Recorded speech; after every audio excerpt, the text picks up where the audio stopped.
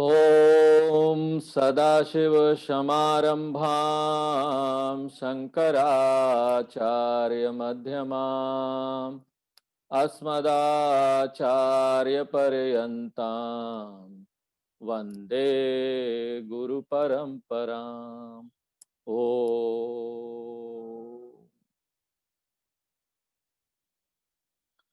हमारा ये 2 दिन का ज्ञान यज्ञ चल रहा है और ये दूसरा दिन है। बहुत पुण्यवान होते हैं ऐसे लोग जो कि ऐसे ज्ञान यज्ञ को बैठकर सुन पाते हैं। बहुत लोग हमको बोलते हैं हम आएंगे स्वामी जी, हम जरूर अटेंड करेंगे और लाइव सुनेंगे, किंतु उनको कोई ना कोई काम निकल आता है और लाइव प्रोग्राम में पहुंच नहीं पाते। कोई ना कोई बाधा आ जाती है। जब तक भगवान की कृपा नहीं होती, ऐसे ज्ञान यज्ञ में पहुंचना संभव नहीं होता। इसलिए आप लोग बहुत ही पुण्यवान लोग हैं। आपने कल भी सुना और आज भी सुन रहे हैं। कल हम गीता के 17वें अध्याय में श्लोक नंबर 11 से 22 में भगवान ने जो 3 तरह के यज्ञ, दान और तप बताए हैं, उनको देख रहे थे। कल हमने श्लोक नंबर 11 से 13 में भगवान ने जो 3 तरह के यज्ञ बताए उनको देखा। सत्व, रजस और तमोगुण वाला यज्ञ। इससे पहले हमने देखा कि यज्ञ क्या है। हमने देखा कि 5 महायज्ञ क्या है। 5 महायज्ञ में देव यज्ञ है। देव यज्ञ यानी देवताओं की पूजा पाठ करना। फिर दूसरा है पितृ यज्ञ, उसमें बड़े बुजुर्गों की सेवा करना। तीसरा है ब्रह्म यज्ञ, शास्त्रों का अध्ययन करना। चौथा है मनुष्य यज्ञ, समाज सेवा करना। और 5वां है भूत यज्ञ, बाकी प्राणियों की रक्षा करना, वातावरण की रक्षा करना। उसके बाद ये देखा कि अगर हम ये सब यज्ञ निष्काम भाव से करें, बिना कोई कामना के, तो ये सात्विक यज्ञ है। और अगर कामना हो मन में कि हमको कुछ ना कुछ चाहिए, मान सम्मान चाहिए या बदले में कुछ चाहिए, तो ये राजस यज्ञ हो जाएगा। और अगर हम बिना श्रद्धा के करते हैं, हमारे मन में कोई श्रद्धा नहीं है, नियम का पालन नहीं करते, पूजा पाठ कर रहे हैं, साथ में दूसरे काम भी कर रहे हैं, तो तामस यज्ञ है। उसके बाद हमने श्लोक नंबर 14 से 19 देखना शुरू किया, जिसमें भगवान ने 3 तरह के तप के बारे में बताया है।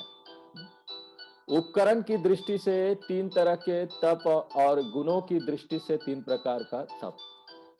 उपकरण यानी क्या चीज है? उपकरण, उपकरण यानी शरीर एक उपकरण है, वाणी एक उपकरण है और मन एक उपकरण है। करण, इस करण की दृष्टि से हमने 3 प्रकार का तप देखना शुरू किया था। गुणों की दृष्टि से सत्वगुण, तमोगुण और रजोगुण तपों का विभाजन इस प्रकार होगा। हम कल शरीर की दृष्टि से जो तप है उसको देख चुके।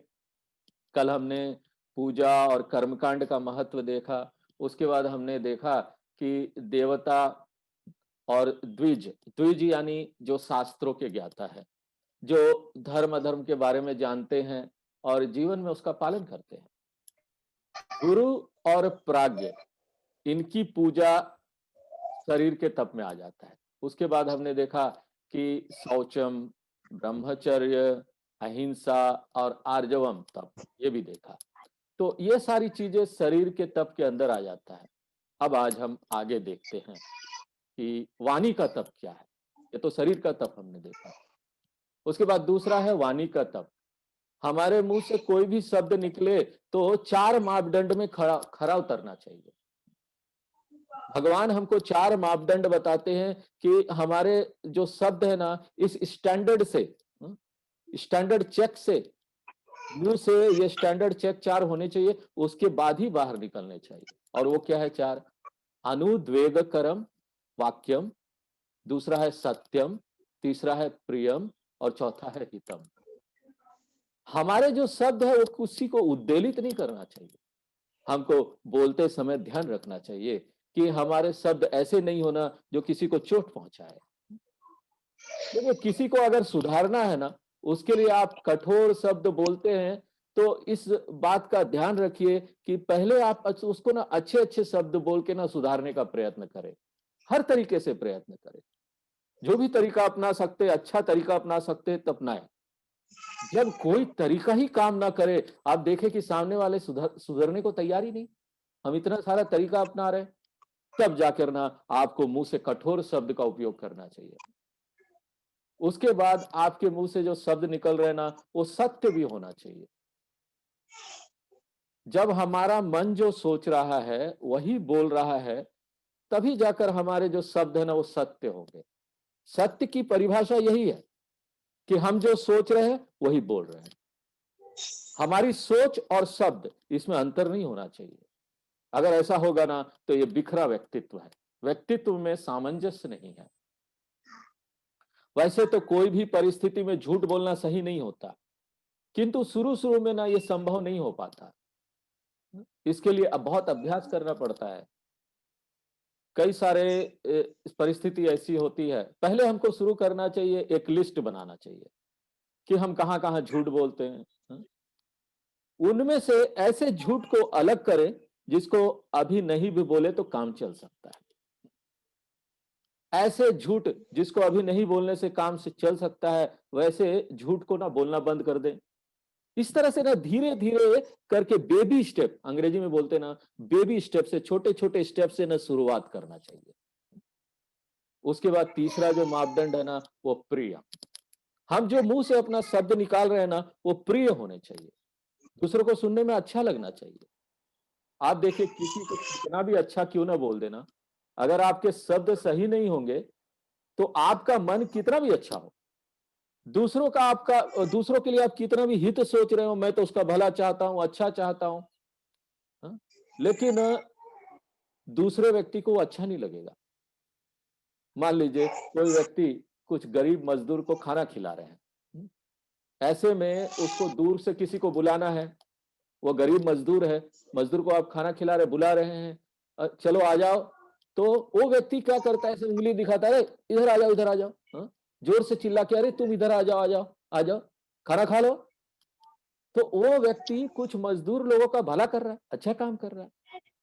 लेकिन जब वो बुला रहा है, किसी को कैसे बुला रहा है, उंगली दिखा के, अरे बोल के, हाँ, बुला रहा है, तो उसकी जो शरीर की भाषा है ना, बॉडी लैंग्वेज, और जो शब्द उसके मुंह से निकल रहे हो सही नहीं है। बॉडी लैंग्वेज भी सही नहीं, अरे तुम इधर ऐसे आ जाओ, ये बॉडी लैंग्वेज भी सही नहीं। ये दूसरे को जिसको आप बुला रहे हैं ना उसको अच्छा नहीं लगेगा ये सुनकर। वैसे भी उत्तर भारत में अरे अरे अरे अरे बोलने का चलन बहुत है, और यह शब्द कोई सम्मानित शब्द नहीं है। एक व्यक्ति था, उसकी आदत थी हमेशा दूसरे को ना डांट कर बोलने की। अच्छा बात तो बोलता है, बहुत अच्छी बात बोलता है, लेकिन जोर से चिल्लाकर डांट कर बोलता है। हाँ? वह एक दिन होटल में गया और होटल वाले को बोलता है जोर से चिल्लाकर डांट के, 1 किलो रसगुल्ला दे देना। अब वो होटल वाला अपने आप बड़ा अपमानित अनुभव करता है कि ये किस तरह से बात कर रहा है, हाँ? किस तरह से उसकी शरीर की भाषा है। उसके और उस व्यक्ति के बीच में झगड़ा हो जाता है। तो ये बहुत जरूरी है कि आपके मुंह से जो शब्द दूसरे के निकले, उसे सुनने में भी अच्छा होना चाहिए, दूसरे को ना सुनने में अच्छा लगना चाहिए। इसलिए शब्दों का चयन हमको बहुत सावधानी से करना चाहिए कि हम दूसरे को जो शब्द बोल रहे हैं ना वो क्या शब्द है, उसके बाद ही अपने मुंह से ना शब्द बाहर निकालने चाहिए। कई बार हम दूसरों को कुछ बोल देते हैं, दूसरा व्यक्ति बुरा मान जाता है, उसके बाद हम दूसरे व्यक्ति को मनाते और बोलते नहीं नहीं, हमारा दिल ऐसा नहीं है, हमारा ना हृदय ऐसा नहीं है, हमारा मन ऐसा नहीं है, हम तो अच्छा सोचते हैं आपके लिए, हमारे बोलने का यह अर्थ नहीं था, आप ऐसा बुरा मत मानिए, हम तो उसका भला चाह रहे थे। यह परिस्थिति आई, किस लिए आई, ऐसी जो परिस्थिति आए जिसके कारण आपको बोलना पड़ा, नहीं नहीं हम तो तुम्हारा भला चाह रहे थे, अच्छा चाह रहे थे, बुरा ना नहीं मानो। हाँ? हमने बोलने से पहले अपने शब्दों को ना ठीक प्रकार से जांचा परखा नहीं कि उसका जो प्रभाव है ना, जो हमारे मुंह से निकलने वाला हथियार, उसका प्रभाव दूसरे व्यक्ति पर क्या पड़ने वाला है। हाँ? चौथा है कि हमारे मुंह से जो शब्द निकले वह शब्द दूसरे के हित करने वाले होने चाहिए। बोलते समय हमको यही ध्यान नहीं रखना कि हम अपने हित के लिए बोल रहे हैं, कि सब लोग तो बोलते हैं अपने हित के लिए बोलते हैं। हमको ये भी देखना चाहिए कि हमारे मुंह से जो शब्द निकल रहा है वो दूसरों का भी हित करेंगे क्या, ये भी हमको सोचकर बोलना चाहिए। जिसके लिए हम ये शब्द बोल रहे हैं उसका कुछ ना कुछ हित हमारे उस शब्द में होना चाहिए, नहीं तो हमारा शब्द बेकार जाएगा। जब दो व्यक्तियों के बीच में बातचीत हो तो सबसे उत्तम बातचीत वो होता है जहां बातचीत में दोनों व्यक्ति का हित हो रहा है, दोनों को लाभ पहुंच रहा है, दोनों का भला हो रहा है। किंतु जब हम बातचीत करते हैं सिर्फ अपने स्वार्थ के बारे में ही सोचते हैं, तो ऐसी जो बातचीत है ना वो मध्यम श्रेणी के बातचीत के अंदर आ जाती है। और जब बातचीत हम कर रहे हैं और किसी का भी भला ना हो, दोनों व्यक्ति का लाभ ना हो, ऐसा बातचीत जो है ना वो अधम श्रेणी के बातचीत के अंदर आ जाता है। जितने भी ये निंदा, चुगली, हाँ, जितने भी ये अफवाह फैलाने वाली बातचीत होती है ना, दूसरे के बारे में गलत बातें कर रहे हैं, गॉसिप कर रहे हैं, हाँ, यह सब अधम श्रेणी के बातचीत में आ जाते हैं। तो ये चार मापदंड होगा। हमारे शब्द किसी को चोट नहीं पहुंचाने चाहिए, हमारे शब्द सत्य होने चाहिए, हमारे शब्द दूसरे को सुनने में भी प्रिय लगना चाहिए, हाँ, और हमारे शब्द दूसरों का कुछ ना कुछ हित करना चाहिए। अब ये सुन के बड़ा कठिन सा लगता है कि ये चारों मापदंड का पालन हम कैसे कर पाएंगे। क्यों? क्योंकि अगर हम किसी को सत्य बोलेंगे ना तो वो सत्य हमेशा कड़वा होता है, दूसरों को कभी प्रिय नहीं लगेगा। कड़वा सत्य बोलते ही सत्य कड़वा होता है और ना दूसरों को चोट भी पहुंचाएगा वो सत्य। सत्य बात और हितकर बात ज्यादातर समय सुनने में कड़वा होता है। हमारे स्वामी जी इसके लिए बहुत सुंदर उपाय बताते हैं। जब भी हम किसी को ऐसा सत्य बोलना चाहते हैं ना कि जो कड़वा है, तो हमको ना पहले उसके लिए उसको तैयार करना चाहिए। उसके बारे में जितनी अच्छी अच्छी बातें हैं ना पहले उसको बताइए। हाँ? देखिए सब में कुछ ना कुछ अच्छाई होती है, हमको थोड़ा सा ना गहराई से देखने की जरूरत है। सारी अच्छाई निकाल कर उसको बताएं और उसके मन को तैयार करें, वेट करें, रुकें। जब आप ऐसा करेंगे ना तो उसका मन विस्तारित हो जाएगा, उसको जब अपने बारे में अच्छा सुनने को मिलेगा ना उसका मन बड़ा हो जाएगा, वो बड़ा अच्छा फील करेगा। आपने देखा होगा ना कि जब हमारा मन बड़ा अच्छा होता है, बहुत खुश होता है, तो ऐसे समय ना हमको कोई कुछ खराब बोलता है ना तो हम उसको क्षमा कर देते, जाओ तुमको क्षमा किया, कोई बात नहीं, आज हम बहुत खुश हैं। हाँ? जब सामने वाले व्यक्ति का मन बड़ा अच्छा हो जाए तो बहुत कम से कम शब्दों में, बहुत कम से कम शब्दों में उसको वो कड़वा सच बोल देना चाहिए। कड़वे सच का ज्यादा विस्तार मत कीजिए, बहुत उसको बड़ा करके मत बोलिए, बहुत शब्दों में मत बोलिए। जो कड़वे सच आपको बोलने ना उस व्यक्ति को कि तुमने ये ठीक नहीं किया, उसको बहुत कम शब्दों में, थोड़े शब्दों में बोलिए। आप देखेंगे ना कि उस व्यक्ति को वो कड़वा सच स्वीकार हो जाएगा। क्यों? उसको चोट नहीं लगेगा और उसको वो अप्रिय भी नहीं लगेगा। देखिए ऐसा ना बड़ा कठिन लगता है कि ऐसे कैसे हो सकता है। कोई भी चीज तुरंत तो होता नहीं, उसके लिए अभ्यास करना पड़ता है। कोई भी चीज हम करना चाहते हैं ना अभ्यास करना होता है। मान लीजिए हमको रोटी बनाना सीखना है शुरू शुरू में अगर कोई जेंट्स रोटी बनाते हैं, रोटी बनाने में बहुत समय लगता है। एक रोटी बनाएंगे 10 मिनट लग रहा है, बेल ही रहे हैं। लेकिन धीरे धीरे अभ्यास कर कर 10 मिनट में 10 रोटी बनाते हैं। जितनी भी माताएं घर में रोटी बनाती है देखिए कितना फटाफट बनाती है। इस तरीके से ना धीरे धीरे अभ्यास करके हम अपने जीवन में इन चारों मापदंडों को अपना सकते हैं। इसके लिए अभ्यास चाहिए, लेकिन धीरे धीरे ना ये ऐसे हो जाएगा कि बाद में आपको पता भी नहीं चलेगा, प्राकृतिक हो जाएगा, आप अपने आप करेंगे। उसके बाद ना शास्त्रों का नियमित पाठ करना भी वाणी के तप में आ जाता है। अब तीसरा जो है वो है मन का तप। शरीर का तप ज्यादा कठिन नहीं होता, क्योंकि इसमें हमको स्थूल शरीर को अनुशासन में लेकर आना होता है। शरीर के तप से ज्यादा कठिन होता है वाणी का तप, क्योंकि वाणी सूक्ष्म शरीर के अंदर आ जाता है। और वाणी के तप से भी ज्यादा कठिन होता है मन का तप। क्यों? क्योंकि मन जो है ना वो आंतरिक उपकरण है, इंटरनल ऑर्गन है। शरीर और वाणी तो आउटर ऑर्गन है, बाहर का ऑर्गन है, वो बाहरी उपकरण है। शरीर और वाणी को ट्रेन करना ज्यादा आसान है, आप ट्रेनिंग दे सकते हैं उसको, लेकिन मन को अनुशासन में लाना बहुत कठिन है। मन के तप में हम वो सारी क्रियाएं करते हैं जो हमारे मन को तनाव रहित करे। हम अपने मन को शांत रखने का प्रयत्न करते हैं। जो बीत गया है उसके बारे में चिंता करके कुछ तो होगा नहीं, वो तो बीत गया। क्यों? क्योंकि हम जितना भी चिंता कर ले, भूतकाल में जो बीत गया है, हमने ऐसा नहीं किया, वैसा करना चाहिए था, जो किया वो ठीक नहीं था और अच्छा कर सकते थे, हम उसको परिवर्तन नहीं कर सकते। जो भी बीता हुआ कल है उससे हमको शिक्षा लेकर आगे बढ़ जाना चाहिए। कई बार होता है ना कि हम बीते हुए कल के ऊपर चिंता करते रहते, चिंता करते रहते, चिंता करते रहते, और हमको लगता है कि हम उससे शिक्षा ले रहे हैं, लेकिन सचमुच में हम उसके बारे में बहुत सोच सोच कर चिंतित हो रहे हैं। बीते कल से हमको सिर्फ शिक्षा ले लेना चाहिए, उसके बारे में अच्छी तरीके से विश्लेषण कर लीजिए, ऐसा हुआ था तो क्यों हुआ था, क्या कारण था, आगे हमको क्या नहीं करना है, एक बार सोच लीजिए, सोच के उससे शिक्षा ले लीजिए, उसके ऊपर एक बार विश्लेषण कर से उससे शिक्षा लेकर उसको भूल जाए। उसके बाद अगर भूतकाल की चिंता नहीं कर रहे हैं तो फिर भविष्य की चिंता कर रहे होंगे। भविष्य भी देखिए ज्यादा हमारे नियंत्रण में नहीं है, भविष्य का थोड़ा सा अंश है जिसको ना हम नियंत्रित कर सकते।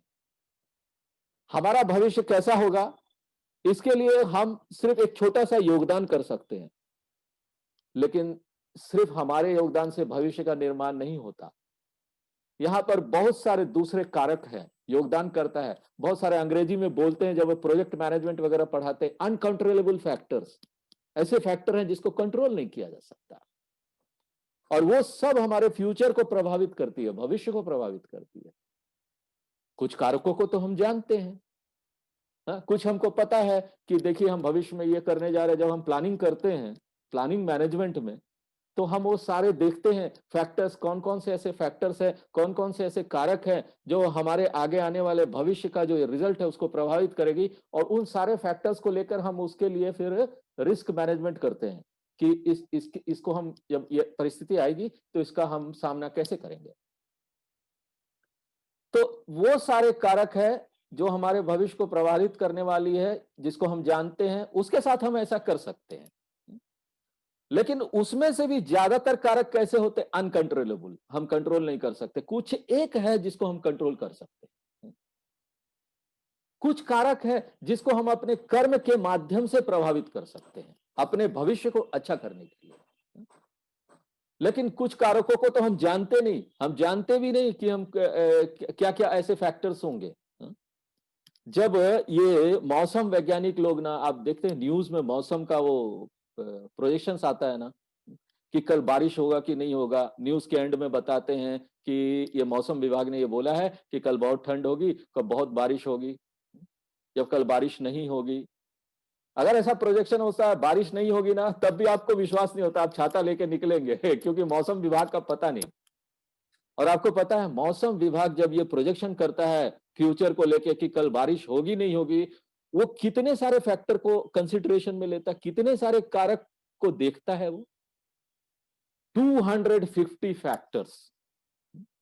इतने फैक्टर्स को, इतने कारकों को लेने के बाद वो वैज्ञानिक लोग निष्कर्ष निकालते हैं कि कल बारिश होगा कि नहीं होगा, और उसके बाद भी विश्वास नहीं होता है, हम छाता लेके निकलते हैं और बोलते हैं बारिश नहीं होगा, और बारिश हो जाता है। इस तरीके से हमारे भविष्य के निर्माण के लिए हम थोड़ा योगदान कर सकते हैं, यानी भविष्य का भी ज्यादा हम कुछ नहीं कर सकते। अब बच गया वर्तमान, वर्तमान तो वर्तमान है, उसका हम कुछ नहीं कर सकते। हम यहां पर अभी इस गीता के क्लास को सुन रहे हैं, इसका आप कुछ कर सकते हैं। हाँ, दूसरे क्षण आप निर्णय ले सकते हैं, नहीं अब मैं नहीं बैठूंगा यहाँ, अब मुझे नहीं सुनना है या मुझे सुनना है, दूसरा क्षण आप कर सकते हैं। लेकिन ये तो हो गया ना, यहां आके आप बैठ गए, वर्तमान हो गया। इसलिए भूतकाल और भविष्य की चिंता करने से कुछ नहीं होगा। उल्टा जो हमारे पास अभी योगदान करने का विकल्प है, हमारे पास चॉइसेस है, उसमें से जो भी हम कर्म करेंगे ना उस पर एकाग्र नहीं हो पाएंगे। क्यों? क्योंकि हम भूतकाल भविष्य की चिंता कर रहे हैं, वर्तमान में जो कर्म हो रहे हैं उसके ऊपर फोकस ही नहीं है।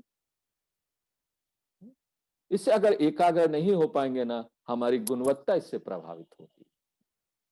हम क्वालिटी काम नहीं कर पाएंगे। क्यों? क्योंकि हमारा फोकस नहीं है।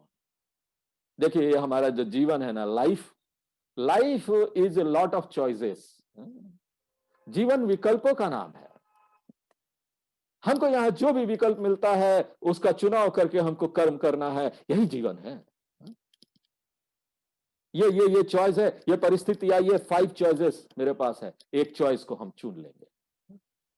लेकिन जहां पर चॉइसेस है वहां तो हम ये कर सकते हैं। किंतु कई बार होता है ना, चॉइस ही नहीं है, कोई चॉइस ही नहीं है, कोई विकल्प ही नहीं, हम कुछ नहीं कर सकते, क्योंकि वो फैक्ट है। वहां हमको सहने के लिए तैयार रहना होगा। हमको पहले से तैयारी करनी चाहिए ऐसी परिस्थिति का सामना करने के लिए। 2 तरह से तैयार होना है। एक, हमको अपने मन को सहनशील बनाना पड़ेगा कि अगर हमने जो प्लानिंग की है, जो योजना बनाई है, वो नहीं हुआ तो हमारा मन तैयार रहे उसको सहने के लिए। देखिए, जब परिस्थिति आ जाएगी ना, तब हम तैयारी नहीं कर सकते। उस समय सिचुएशन ऐसी हो जाती है, परिस्थिति ऐसी आ जाती है कि कोई भी चीज काम नहीं करेगा। हमको ऐसी परिस्थिति आए उसके लिए पहले से अपने आप को, जब अच्छा परिस्थिति, सब कुछ अच्छा अच्छा चल रहा है ना, तब अपने आप को ट्रेनिंग देके तैयार करना पड़ेगा। दूसरा, हमको अपने प्राथमिकताओं के बारे में ना स्पष्टता होनी चाहिए, ताकि हम समझ सके कि कौन सी परिस्थिति में हम कुछ कर सकते हैं और कौन सी परिस्थिति में नहीं। कई बार हमारे पास चॉइसेस होता है। कई बार लोग बोलते हैं, स्वामी जी हम जानते हैं कि ये परिस्थिति आई है और हम इसका कुछ नहीं कर सकते। क्यों? कई बार चॉइसेस होता है, उसमें चॉइसेस में कई बार ना कुछ हम कर नहीं सकते। उस समय हमको स्वीकार करने के अलावा हमारे पास चॉइस एक ही है, स्वीकार करो। तो बोलते हैं कि हम तो जानते हैं स्वामी जी कि इसका कुछ नहीं कर सकते, फिर भी मन उथल पथल मानता नहीं है, स्वीकार नहीं करता है। हमारा मन उथल पुथल मचाता है कि नहीं, ऐसा क्यों हुआ। तो ऐसी परिस्थिति में ना भगवान से शक्ति मांगना चाहिए, भगवान से प्रार्थना करनी चाहिए। ये बहुत बुद्धिमानी है कि जब भी हमारे पास ऐसी परिस्थिति आए जिसका हम सामना नहीं कर पा रहे ना, भगवान से मांगिए, शक्ति मांगिए।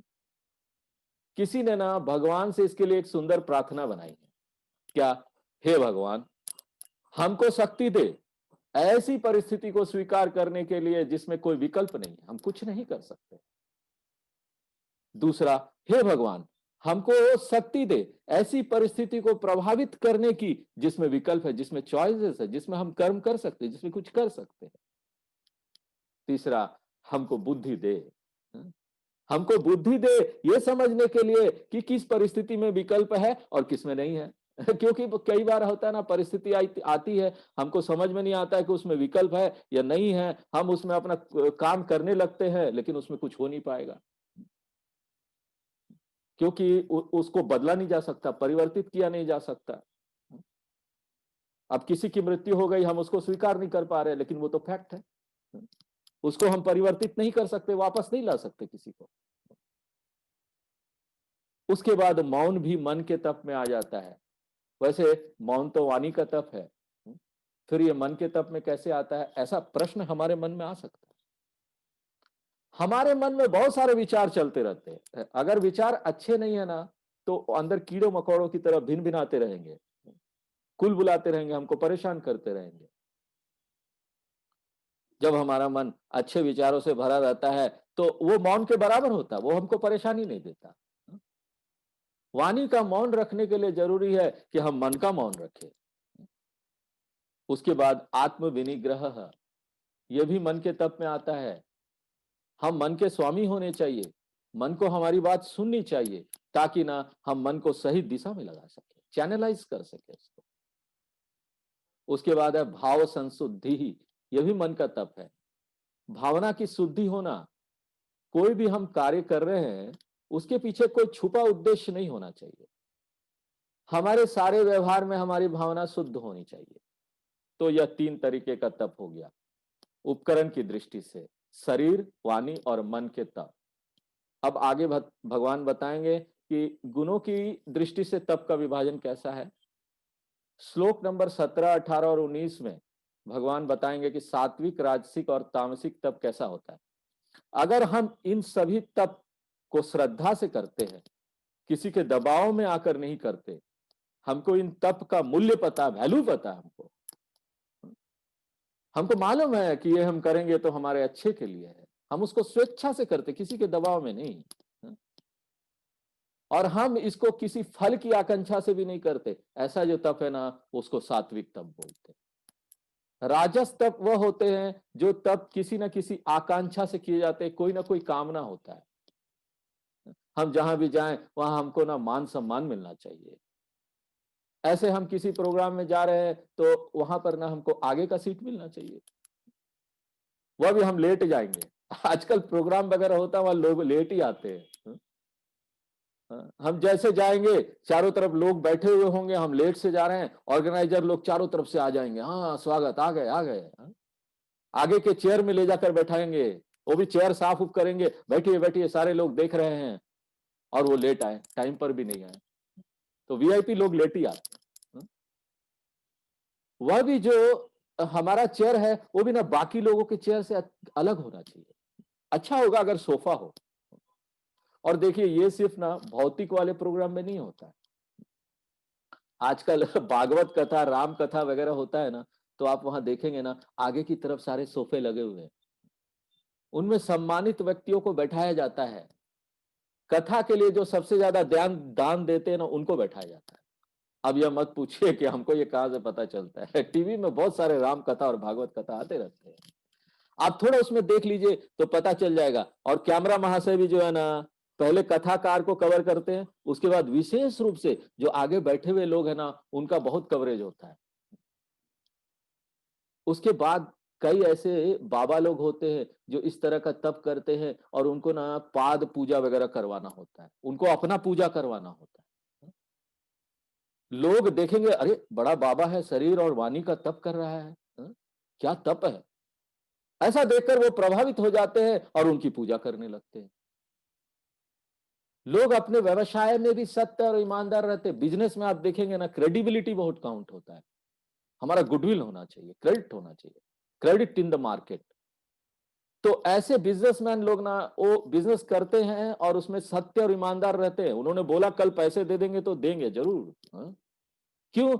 उनकी आकांक्षा होती है ना कि अगर हम ऐसा करेंगे ना तो हमारा मान सम्मान मार्केट में बढ़ेगा, और हमको कल बाद में ज्यादा क्रेडिट मिलेगा, और हमारे बिजनेस में बहुत प्रॉफिट होगी, व्यवसाय में वृद्धि होगी, उनके बिजनेस में उनको बहुत लाभ होगा, इसलिए वो ये तब करते हैं। ऐसा तब करने से ना भौतिक क्षेत्र में तो हमको बहुत उपलब्धि होगी, बहुत मैटेरियल गेन हमको मिल जाएगा, हमको बिजनेस में भी बहुत लाभ हो जाएगा, नौकरी में भी बॉस ना हमको प्रमोशन दे देंगे। लेकिन भगवान क्या बोलते हैं? भगवान प्रमोशन नहीं देंगे। भगवान बोलते हैं कि देखो भाई, ये सब ना अध्रुवम है। अध्रुवम यानी हमने जो आकांक्षा की है ना, हमने जो प्लानिंग की है ना, हमने जो सोचा है ये हमको रिजल्ट मिलेगा ना, वो कभी प्राप्त होगा और कभी नहीं भी हो सकता। इसको बोलते हैं अध्रुवम। कभी प्राप्त होगा, कभी नहीं भी, बहुत मेहनत किए तब भी नहीं हो सकता। यहां पर तप करके हम जो कुछ भी प्राप्त कर लेंगे ना, वो क्षणिक है, ज्यादा दिन नहीं रहने वाला।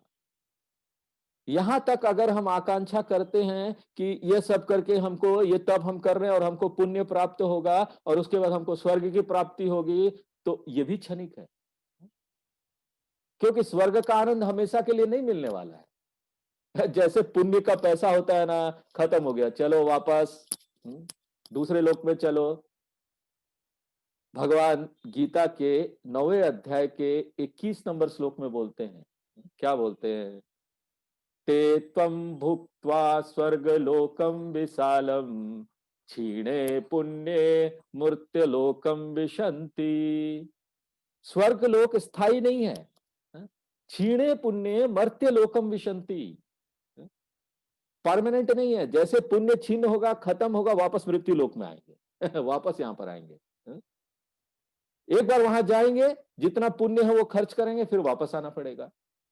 यह ऐसे ही है, जैसे आप कहीं जाते हैं, जेब में बहुत सारा पैसा है, उतने दिन तक आप 5 स्टार होटल में रुकते हैं, फिर आपको होटल छोड़ना पड़ता है। क्यों? क्योंकि जेब का पैसा खत्म हो गया।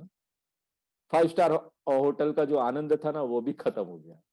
तो इस तरह का जो तप होता है ना, उसको राजसिक तप बोलते हैं। कोई ना कोई कामना से तप कर रहे हैं या फिर स्वर्ग प्राप्त करने के लिए तप कर रहे हैं।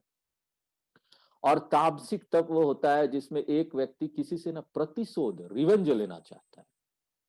हमको किसी को नुकसान पहुंचाना है, नुकसान पहुंचाने के लिए इस तरह का कोई नकारात्मक या गलत कार्य करने के लिए तप करता है। दूसरों को नुकसान पहुंचाने के लिए लोग तंत्र मंत्र भी करते हैं, और ऐसे जो तंत्र मंत्र वाले देवी देवताओं उनकी पूजा करते हैं। आप महाभारत में देखेंगे ना तो ऐसी कहानियां भरी पड़ी है। हमेशा कोई ना कोई दूसरे से बदला ले रहा है, बदला लेने के लिए सब कर रहे हैं। द्रुपद जो है वो बहुत बड़ा यज्ञ करते हैं ताकि उनको पुत्र की प्राप्ति हो और वो द्रोणाचार्य का वध कर सके। अब सोचिए, यज्ञ भी कर रहे तो किसके लिए? कामना क्या है कि हमको रिवेंज लेना है, हमको दूसरे को मारना है। मेरा जो पुत्र आएगा, उसको पुत्र आएगा, वो उसको मारेगा। अंबा भीष्म पितामह से प्रतिशोध लेने के लिए तप करती है कि मुझे भीष्म पितामह से प्रतिशोध लेना है। पुराणों की कहानियों में आप देखेंगे कि राक्षस लोग भगवान से वर मांगते हैं, कोई ना कोई शक्ति प्राप्त कर लेते हैं, या वह ऐसा इसलिए करते हैं कि दूसरों को नुकसान पहुंचा सके। ज्यादातर समय इंद्र देवता को ही नुकसान पहुंचता है। ऐसे राक्षस लोग इंद्र की पदवी प्राप्त करना चाहते हैं, स्वर्ग पर कब्जा प्राप्त करना चाहते हैं, और ऐसे तप में ज्यादातर समय शरीर को पीड़ा दिया जाता है। एक पांव पर खड़े हो जाएंगे, बर्फीले मौसम में बिना कपड़ों के तप कर रहे हैं। शरीर के साथ ऐसा नहीं करना चाहिए, क्योंकि शरीर हमारे लिए बहुत मूल्यवान है। और ऐसा भी नहीं करना चाहिए ना कि हर समय शरीर के पीछे ही लगे हुए हैं। शरीर का ठीक ठाक हमको ध्यान रखना चाहिए। तो इस तरह का जो तप है ना, तामसिक तप में आ जाता है। अब आगे भगवान 3 श्लोकों में हमको 3 तरह के दान के बारे में बताएंगे। हम उन 3 श्लोकों को एक साथ पढ़ लेते हैं। श्लोक नंबर 20, 21 और 22। सात्विक, राजसिक और तामसिक दान। यज्ञ हो गया, तप हो गया, अब तीसरा बचा है दान।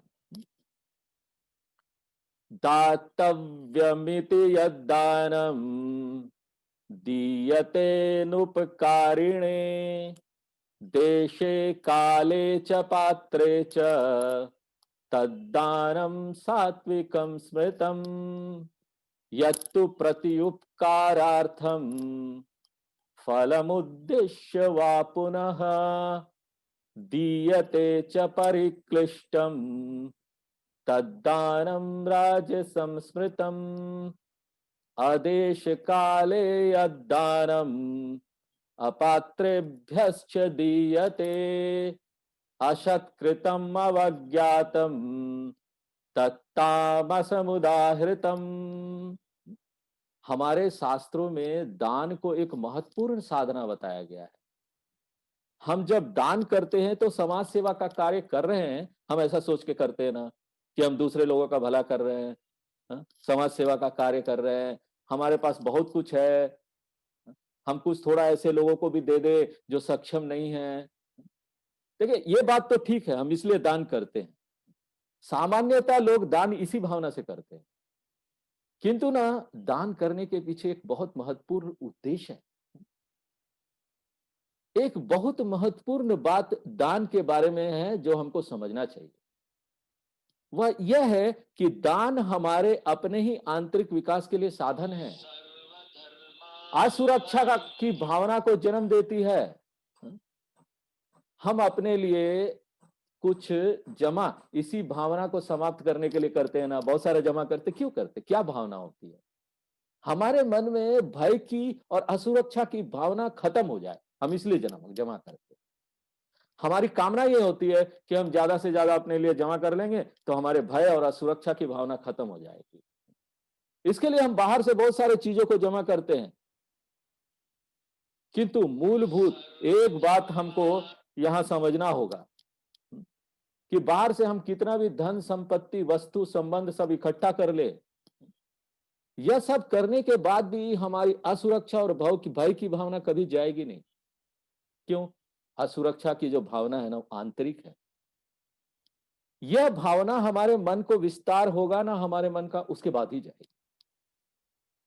जब तक हम मन का विस्तार करके हम इस सत्य को नहीं जान लेते, तब तक हम बाहर से कुछ भी करते रहे, हम हमेशा भयभीत रहेंगे, कोई ना कोई भय आएगा मन में।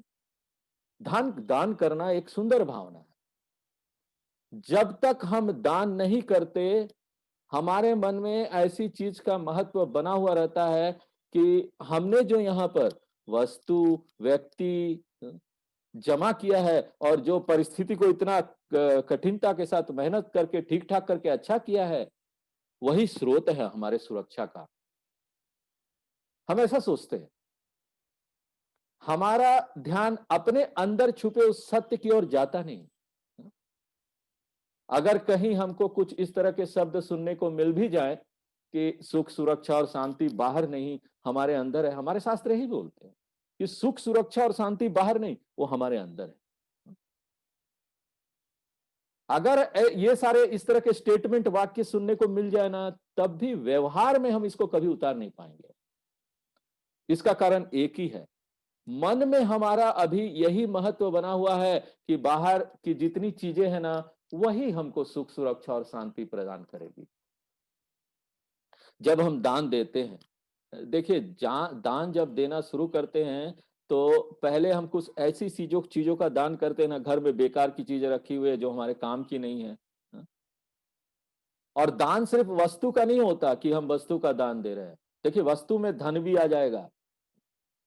दान में वस्तु के अलावा हम अपने समय का भी दान कर सकते हैं। अगर हमारे पास धन नहीं है, हमारे पास ज्ञान है, तो हम अपने ज्ञान का दान भी कर सकते हैं। अरे कुछ नहीं तो हम अपने मुस्कुराहट का दान कर सकते हैं। ये सबसे सस्ती चीज है ना, किसी को मुस्कुराहट का दान कर दिया। लेकिन समस्या क्या है कि ज्यादातर लोगों के पास यह भी देने का समय नहीं है, या फिर वो सक्षम नहीं है इसको देने के लिए। कारण यह है कि आजकल तनाव इतना हो गया है कि चेहरे पर सचमुच की मुस्कुराहट आती ही नहीं। हम कृत्रिम मुस्कुराहट से अपना जीवन चला रहे हैं। ऑफिस में बॉस के सामने पहुंचे तो चाहे उनको पसंद करे ना करे, उनको देखकर मुस्कुराना तो पड़ेगा ही, नहीं तो अगले बार का प्रमोशन नहीं मिलने वाला है। इस तरह से दान की शुरुआत हम पहले ऐसी चीजों से करते हैं जो हमारे किसी काम का नहीं है। धीरे धीरे हमको पता चलता है कि जीवन में और भी बहुत सारे चीजें हैं जो हमारे किसी काम की नहीं नहीं थी, लेकिन हमने ना उसको बहुत मूल्यवान समझकर अपने पास सहेज कर रखा हुआ था। इसका कारण है कि एक बार जब हम दान देना शुरू करते हैं ना, हमारा मन विस्तार करता जाता है। हमको वस्तु को, व्यक्ति को, परिस्थिति को कितना महत्व देना चाहिए ना, धीरे धीरे हमको समझ में आने लगती है। क्योंकि थोड़ा थोड़ा जब हम दान करते हैं ना, हमारा डर कम होने लगता है। जैसे जैसे ये डर कम होने लगता है, हमारे दान की मात्रा बढ़ने लगती है। जब दान की मात्रा बढ़ती है, तो हमारे मन का और विस्तार होने लगता है। इस तरह से ना ये एक दूसरे के पूरक बन के आपको बड़ा करते जाते हैं। दूसरी बात यह है दान करने की कि यहां आप देखेंगे, प्रकृति को देखेंगे तो सभी लोग ना यहां दे रहे हैं। कोई भी कोई चीज अपने पास रोक कर नहीं रखता। सभी चीज एक चक्रीय प्रक्रिया, साइकिलिक प्रोसेस में चलती है। नदी को देखिए, नदियां बह रही है ना, नदी का जल समुद्र में जाकर मिलता है, समुद्र से फिर भाप बनकर बादल बनता है, उसके बाद बादल वर्षा के रूप में बरसता है, फिर पहाड़ों से निकलता हुआ नदी का रूप लेकर फिर से आगे बढ़ता है और समुद्र में जाकर मिलता है। पेड़ को देखिए, उसमें फल होते हैं, फूल होते हैं, सब कुछ दान करता है वो।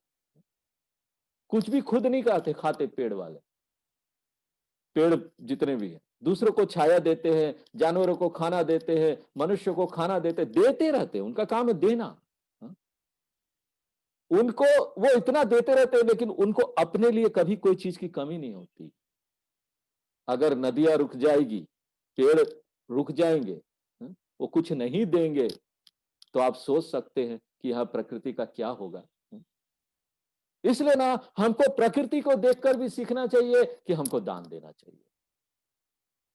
तीसरी बात यह है ना कि अगर यहां लोग दान देना छोड़ देंगे ना, तो समाज में बहुत अराजकता फैल जाएगी, समाज दो भागों में बढ़ जाएगा।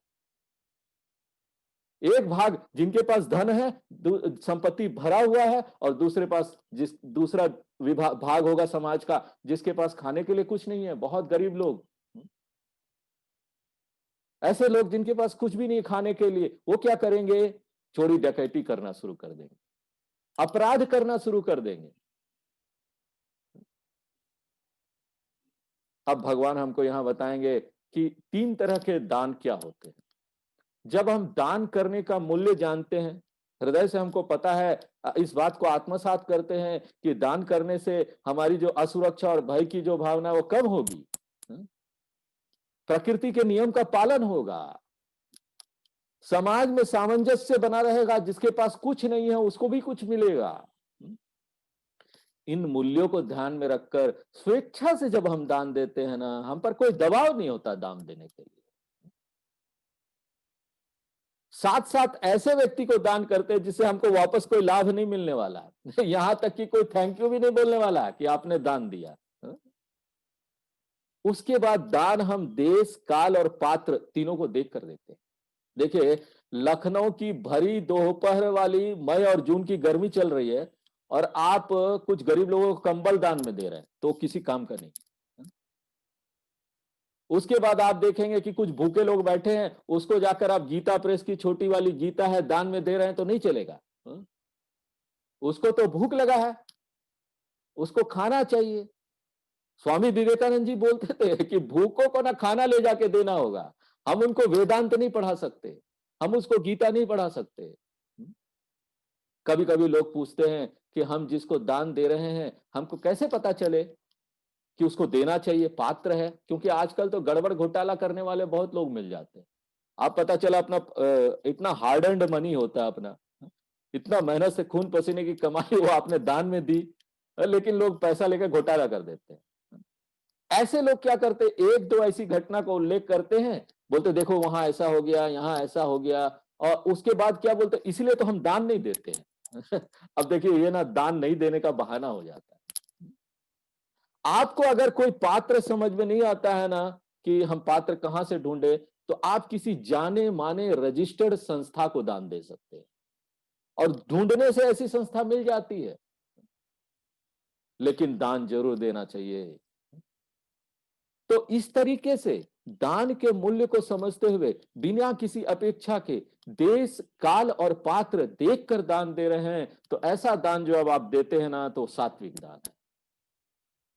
दान अगर मन में कामना रख कर दे रहे हैं, जैसे हमने आज दान दिया, कल वो मेरे काम आएगा, ऐसी कामना है मन में, या फिर हम दान दे रहे हैं इससे हमको पुण्य मिलेगा, हमारा अच्छा होगा, हमारे फैमिली का अच्छा होगा, हमारे परिवार का अच्छा होगा, हमारा कोई बिगड़ा हुआ काम बन जाएगा। और ये दान हम अनिच्छा से देते हैं, अनिच्छा से, हमारे मन में इच्छा नहीं है देने के लिए। जेब से पैसा निकल रहा है, बहुत दुख हो रहा है। ऐसा जो दान होता है ना, वो राशिक दान होता है, अच्छा दान नहीं होता है। और बिना देश काल देखे हुए अपात्र व्यक्ति को दान दे रहे हैं, या फिर दान दे भी रहे हैं, जिसको दे रहे हैं ना उसको अपमानित करके दे रहे हैं, बहुत अपमानित कर रहे हैं। कल आना, जाओ, आज नहीं देंगे। नहीं नहीं, परसों आना, परसों आना। और परसों भी आया बेचारा तो भी भगा दे रहा है, आज नहीं कल आओ। और उसके बाद जब दोबारा वो आता है तो चलो दे दो, बार बार आ जाता है, दे दो दे दो। तो इस तरह से ना किसी को अपमानित करके दान नहीं देना चाहिए। ये हो गए 3 तरह के दान। और सबसे अच्छा जो यज्ञ, तप और दान है ना, वो सात्विक वाला है। तो ये हमने बहुत संक्षेप में यहाँ प्रेरणा देने के लिए आप लोगों को बताया। सबसे अच्छा होता है कि हम विस्तार से एक एक अध्याय करके श्रीमद् भगवद गीता का लंबे समय तक अध्ययन करें। अगर सचमुच का लाभ प्राप्त करना है ना, तो हमको ऐसे ही लंबे समय तक एक एक अध्याय करके श्रीमद् भगवद गीता का हम अध्याय का अध्ययन करेंगे ना, तभी जाकर हमको सचमुच का लाभ मिलेगा। ये जो छोटा मोटा 2 दिन का ज्ञान यज्ञ वगैरह होते हैं ना, ये सिर्फ लोगों को हम लोग प्रेरणा देने के लिए करते हैं कि कुछ लोगों को इससे प्रेरणा मिल जाए। असली ज्ञान गुरु के मुख से लंबे समय तक श्रवण करने से मिलता है। अब जो 2 दिन का ज्ञान यज्ञ था वो यहाँ समाप्त होता है, और आप लोग यहाँ पर आए, ये हमें भी बहुत अच्छा लगा, ये ज्ञान यज्ञ सुने। तो फिर ज्ञान यज्ञ होगा। और भगवान की बड़ी कृपा थी कि बिना किसी बाधा के ये 2 दिन का जो ज्ञान यज्ञ था वो यहाँ समाप्त होता है। पूर्णमद पूर्णमिदं पूर्णात् पूर्णमुदच्यते पूर्णस्य पूर्णमादाय पूर्णमेवावशिष्यते। ओम शांति शांति शांति।